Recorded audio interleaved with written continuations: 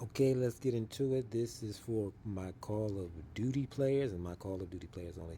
And if you don't play Call of Duty, I don't care. If you want to listen, you're welcome to listen. Okay, for those who are chat banned, okay, it's only a few ways that we can communicate, okay? It's only a few ways.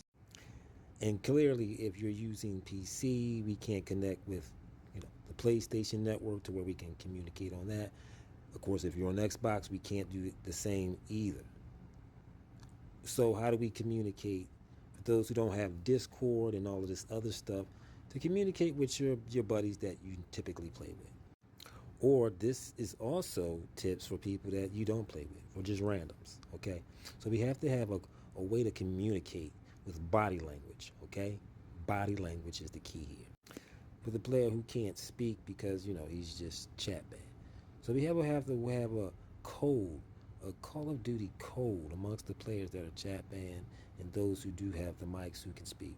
So obviously the ones who can speak, we're gonna have to let them pretty much run the point, unless you're running off a ping. Most people aren't running off of pings, so we just have to kind of go with the flow. But once you got the communication that you can hear and communicate and hear your teammate, this is the time where you stick together. Okay, you got to stick together at this point. At this point, once you've communicated that you can hear your teammate with the laying down, by laying down, from there on out, you have to stick with your teammate until you get the 14-day chat ban off your ass.